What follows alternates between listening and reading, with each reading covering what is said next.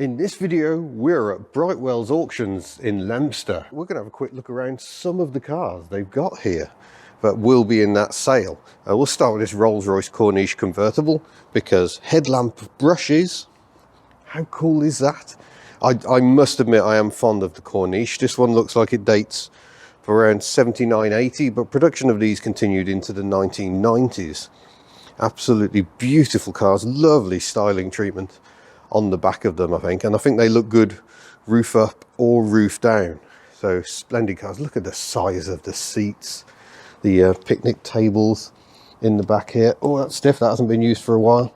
God, it's all very solid and very beautiful. Bright red leather interior. So someone went a bit crazy with the specifications. 6.75 litre V8 engine, of course, and yeah, very fine vehicles indeed. A much older Rolls-Royce to the side here, and this is where my lack of pre-war knowledge lets me down slightly. I'm tempted to say 2025, but I could be wrong. We've got these little thermostatic grille slats that open up to let more air in as the car gets hotter. Beautiful detail, and of course the Spirit of Ecstasy there. And here's a more modern version. A little Vanden Plas, sorry, I'm still saying Plas, even though I was told it's Vanden Plas, Princess, the poshest of the ADO 16s, the BMC 1100, 1300. Really nice cars. They are so well appointed inside. They're a proper little mini Rolls-Royce. Wonderful veneer on the dashboard, and lovely attention to detail, little pinstripes and everything. So this is the 1300cc engine. And I've just noticed that is an El Camino, isn't it? Marvellous. Jaguar here, Jaguar, the car company that existed up in Bradford. This is an earlier model, much earlier. Look where the headlamps are, right on the sides of the windscreen. But yeah, big Chevy El Camino in there. Reminds me of Mullet. If you watch Mullet on Cletus McFarland, he drag races one of these at over 200 miles an hour. Crazy. Lovely Riley there, very nice. The kite badge, as it was known on these Rileys. Again, my pre-war knowledge is a little lacking, but it's a 4-door convertible, and it looks like it's got a pre-selector gearbox as well. So on a pre-select gearbox, you select the gear, and then you press the clutch pedal to engage it. So yeah, very common for a time. I've got Sunbeam Alpine hiding under this. I said I can have a peek under the covers. So there we go, Sunbeam Alpine. Sterling Moss once drove one of these on the Monte Carlo Rally, I believe. Beautiful, beautiful cars, but based on the Talbot Sunbeam, or Sunbeam Talbot rather, 90. Very nice. Another pre-war Rolls-Royce. The grille blinds on this one is definitely feeling the temperature. That's blocked off entirely. MGB looking quite racy here. And what is this? I just don't know. It's a Hotchkiss, so it's a French car. That's splendid. That must be an absolute rarity. You can go and have a peek inside. Look, through the sunshine roof. Wonderful. And we'll carry on around this way. Got a little, is that an Austin Healey Sprite? It is, rather than an MG Midget. So the Frog Eye Sprite began these baby sports cars, but then they changed the styling slightly, got rid of the froggy snout, and then did a badge engineered MG Midget version as well. So a little A-series engine, and huge fun with actually not very much power. Kind of what it's all about, really. Oh, this is lovely. Look at this Series 1 Land Rover. Do not paint. Just leave it as it is. Overhaul it mechanically. It'll be fine. We'll get to Mercedes in a minute. A little Austin 7. By the look of it. That's very, very cute. I'm trying to work out what era this is from. I think this is an early 30s one. That's an MG TD. It was the first of the MG Midgets, the original Midgets, to have independent front suspension. Controversially, they had steelies and hubcaps, so it's great to see one that hasn't been converted to wires. It looks like these have got thermostatic grille blades as well. That's very, very nice. Renault 5. Oh, these are becoming such a rarity now. It's anniversary year for the Renault 5. introduced 50 years ago. And this rear styling is still amongst my favourite ever featured on a car. It's just lovely. So this later one, so it's got the floor shift, but still got the engine here, gearbox here, driving the front wheels. Early Mini. And oh look, a Reliant Fox. Well, we know about Foxes, don't we, folks? This one seems to be missing the glass on this side, but these frames can and do rust, so a very important point to check. But yeah, some good potential there, I would say. Yeah, very nice. Daimler DS420, but one with a drop-down rear section. Perfect wedding car. Amazing cars these. Introduced in 1968. I think technically this was the first car to be launched by British Leyland. It's not a Daimler, of course. It's based on the Mark 10 Jaguar platform with the XK engine. But these remained in production, I think, until 1993. But yeah, all the luxury you might expect. Oh, got lamb's wool rugs, fold out occasional seats. Yeah, absolutely splendid. And a really cramped driving position, despite being such an enormous car. But Her Majesty the Queen Mother had several of these right until the end. She was loyal to the Daimler range. That's great to see. Where should we go next? Look, we've got an MG Midget, the rebadged Sprite. This is a later one, I think. MGB in, oh, what colour is that? That's quite khaki. It's not Sanglo. Is it Harvest Gold? Got a roll bar, purposeful. I'm going to come running down here to have a look at this car. I don't know what this is. We shall find out together. Come around the front. Ah, a Sigma, Automobile Sigma.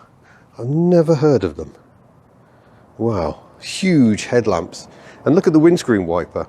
It has a blade on the inside and the outside, and it doesn't really want to move, so I'm not going to force it, but it'll wipe the inside and the outside of the windscreen, so you still have some form of visibility. I've just pulled the cover back on this. This is a Mini 30 special edition. There we go, celebrating 30 years of production of Izagonis's little baby. You get half leather interior, leather steering wheel cover. Very nice. Still got the old transverse A-series engine with gearbox in sump, of course, next to a Mustang of the more modern type. W123 Mercedes. This is a later facelift one with the rectangular section inset the headlamps. Good old tough interior. 124,000 miles on the clock. But which engine? It is the 230E, so that's a fuel injected 2.3 litre 4-cylinder. And we've got another Mini 30 here, more often seen in this colour, this sort of metallic mulberry. Very, very nice. This is a DAX kit car. I'm guessing some Sierra origin, looking at the column stalks. And it has 2 CV headlamps. And an interesting fitment, the square headlamps, no less. They're actually quite rare. A Rally Suzuki Swift, because why not? We've got an ex-military Land Rover, perhaps. It's got clearly got very, very tough armoured glass. Look at the thickness. Good grief. So if you live in the rougher parts of the UK, that might be the vehicle for you. No unauthorised passengers. But yeah, chassis looks immaculate on it. Have we got a number plate? No, no number plate. Wonder how old that is. It's a later Land Rover because it's got these blanked off, so it must have the Puma forward engine, which you can also tell by this bonnet bulge. It's the old Duratorque engine, I think. They fitted to the very last of the line Land Rovers. Air conditioning as well, I think, because it's got the stick-out grille. Austin A40 Farina, and I believe this one's a Countryman. Yes, it is a Countryman. So the Countryman famously has a hatchback. Look at that. Even got a parcel shelf. Beautiful. After a brief delay to actually drive one of the cars, you can see that the Zastava 750. Let's look at some other cars. We've got the Mercedes W124 base. I forget what the convertible version is, but a very pretty car. It's got these pop-up head restraints. In the event of a rollover, they fling themselves upright to protect you.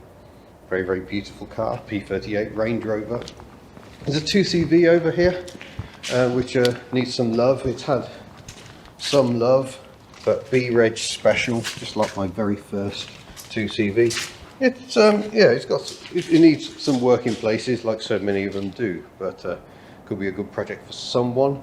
XJ SCV12, very fine Jaguar with the Targa section roof, so these roof panels lift out. This back bit folds down, has a roll bar, and Aston Martin DB7 V12 lurking under there. Morris Minor police car, another Land Rover Defender, Jaguar XJ40. Brings back memories. Have you seen that Daimler video? I had a Daimler one of these, disastrous but also hilarious. We've got a Triumph TR6, which I think might be an American import. It's obviously left-hand drive. And we'll have a quick peek under the bonnet, because it may be on carburetor. Yeah, it's on twin Stromberg carburetors rather than fuel injection. It's part of the Australian emission kit. Yeah, the indicators and side lights all being orange, another clue of its American heritage. Interesting. Chrysler Crossfire. Don't see many of those about anymore. So Mercedes-Benz SLK in a different outfit. BMW 6 Series, very beautiful cars. I live in hope. I think it's a bit late for headlamp wipers. Yes, no. Oh no, no, it has got them. There we go. Tiny little arm and the bendy blades, so it has got headlamp wipers. That's joyous. MGB GTV8. This is quite a late one. I think this is a conversion to the chrome bumpers on a W plate. That's very late, unless it's been re-registered at some point. What's this? A Humber, one of Coventry's most famous car manufacturers. It's a lovely little thing. Got an MGTC, I think, next to it, still on the beam front axle, big wire wheels. Another BGT there. This Reliant Scimitar has been used on navigation rallies. It's quite the thing. Alfa Romeo GTV Spider next to it, or is the GTV the coupe and the Spider's the Spider? Could be. Rolls-Royce Silver Spirit. Very nice pantograph wiper moment. Ooh, and this is a Rover, MG ZT V8. So that's got the 4.6 litre Mustang V8 engine. Quite a rarity. Rover P3, I think, next to it. I drove one of those in Sydney. Got a lovely Bentley here. It's an Arnage red label, I believe. And these are astonishing cars to drive. So much power. That's 6.75 litre engine, but turbocharged, and yeah, a fairly decent amount of power. So there's another Mercedes-Benz 124. But it's a convertible with hardtop, I think. So yeah, there's those pop-up head restraints in the down position. That's quite rare to see the hardtop. Volkswagen Beetle over here, 1303 Super Beetle with the larger windscreen, McPherson strut front suspension, semi-trailing rear. My cousin had one of these as her first car. I just love going out in it. Very nice. I do like these. Got another Triumph TR6 there. You see if this one's got the fuel injection on it. No, this one's also on twin Strombergs. There we go. Renault Clio. That's very tidy. Make an ideal pair with that Renault 5, I think. We've got a Crossley. Is it here? Okay, that's a rarity. What the heck is going on up here? That's a crazy double wiper linkage. Amazing. You've got the little dicky seat or rumble seat here in the back. I think that section folds over so you get the base as well. The ignition and throttle on the steering wheel, right hand gear change. Look at the lovely dashboard. It's an interesting thing. This Discovery looks very nice. It's got body colour bumpers on it. It's the first facelift, 95 model year Discovery. It's got the same problem they usually have, where the spring's a bit gone in the step on the back, but yeah, you've still got the Maestro van rear lights, but extra lights in the bumper to meet European regulations. I'm guessing it's a V8 because it's an automatic, but yeah, the slightly different front end. Look at this. Everyone loves a barn find, don't they? Astra GTE 16 valve with one of these headlamp conversions on. The indicators move to the bumper. Yeah, that is. If you have a nose inside. Oh yeah, quite nice in here. Nice chunky sports seats. Probably got the digital dashboard, it's quite hard to tell. But yeah, very potent, very powerful cars, these Astra GTEs. This is lovely, Mark 1 Transit, quite an early one, so it's got the separate side lights. Must have the V4 engine because it's got the short nose. Diesels and inline engines had a sticky out bit for a bit more space. And it's another camper conversion as well. And it's a bit minimalist in there, but some of it is there. Some cosmetic issues. Auto sleeper, is it? No, not an auto sleeper, but it has got a pop-up roof section as well. A good basis for further improvement there, I would say. That's a lovely thing. Very rare now and getting very expensive, these Transits. Don't worry, we'll get over there. Ford Sierra GLS. GLS and GLX had headlamp wiper moments. That's a Sapphire, the saloon version, very nice. Porsche 924. Austin A40 Somerset. Hospital car service. Oh, this car's got some tales to tell. Clearly in need of restoration, but yeah, that's rather jolly. BMW M3 E46, some powerful Audi estate thing. Toyota Hilux. Very rare to see. These are all rusted away. You know, this one needs a bit of work in places, but that was like a good vehicle to preserve. Once they were everywhere, now they're mostly gone. VSA Golden Flash. Very nice, I know nothing about it unfortunately. It's a Jaguar X308 with a V8 engine. Someone's fitted a leaper to it. So we've got the lot numbers on stickers on some of these. Alfa Romeo 156 Twin Spark. The rear handles beautifully let in there. The Twin Spark is the 4-cylinder engine. Austin A55 Cambridge. For some reason has fitted a later Austin badge too. I drove one of these in New Zealand, amongst my friend Chris. Hello Chris. He sold me Betty, my Ford Fairmont. And yeah, these are jolly things and can be pepped up quite easily on account of their B-series engines. And another Austin next to it. I believe, oh no, sorry, it's a Morris 8 Series E.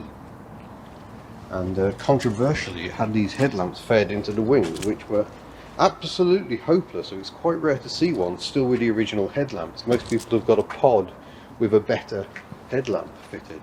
Quite a few of these did make it to New Zealand. 918cc side valve engine shared with the earliest Morris Minors. We've got a 2CV van here, which is ripe for a bit of restoration. We've had a quick peek under the bonnet. It looks like it's got the original 425cc engine. It's got the little speedometer here and the speedometer powered windscreen wipers, which if I pull out should be able to operate the wipers. But oh, there we go. Look at that. So you can operate the wipers by hand, or they're driven by the speedo cable. And yeah, simplicity. So it needs some love, but it looks relatively solid. Could be a good basis. Coolest cars of the 1970s, the Jensen Interceptor in a very 70s colour. Big Chrysler V8 engine, Italian styling, built in West Bromwich.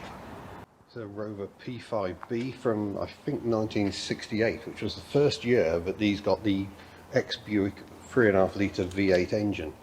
And got the older row style wheels to give the game away. This one's a coupe. We've got a slightly sleeker roofline and little quarter lights in the rear window.